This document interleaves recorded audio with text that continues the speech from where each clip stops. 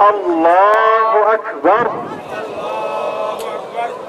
maanta waa sagootinta bishii barakaysnayd ee Ramadaan iyo soo dhaweynta munaasabada ciidda waxaana looga dabaaldegaa maalintaasi guud ahaan caalamka islaamka. magaalada Burco ee xarunta gobolka Togdheer ayaa si weyn looga oogay salaada ciidda waxaana lagu tukaday dhowr goobood oo ku yaala magaalada.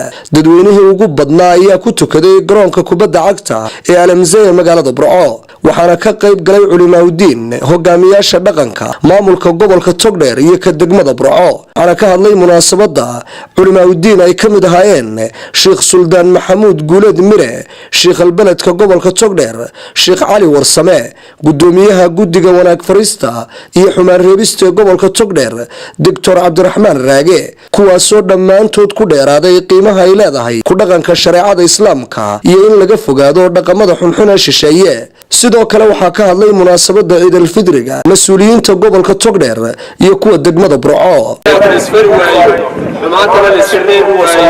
dadku way halaagsanayaan dowladda wada saaranahay sidaa awgeed waxaan leeyahay qof markaa culimo laguma hadlayn karo, waayeel laguma hadlayn karo, dhalinyaro gaara laguma hadlayn karo. waa in qof walba halkiisa uu ka kacaa. dhalinyar xoogii dadka waa idin beri dadka waa wada meesha waa banaynaya idinka ayaa wada qabanay. haddaan aqliin iyo yaraadka dhammaan weydeen adduunyada u talinaya inamadooda goormaa la tartami doontaan, goormaa dadkiina meel wanaagsan oo hortagi doontaan. ummad kasta oo dhallinyaradeedu ay dhimataa ummadaas waa u dhamaatay.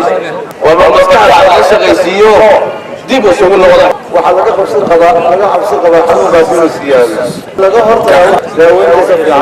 waxaan idin soo gaadhsiinayaa salaadaan idinka sido madaxweynaha jamhuuriyadda Somaliland. xanuun baa ku jira magaalada, xanuunkaana ilaahay caafimaad ugu bedelo. inaynaan isdhigan sidii wanaagsaneed aynu uga wada shaqaynaynay. qofka soo dhacaba markiiba degdeg loogu keenayay. annagu shaqadayadii waa qabanaynaa. Cali Daahir Maxamed Boos, TV Universal, Burco.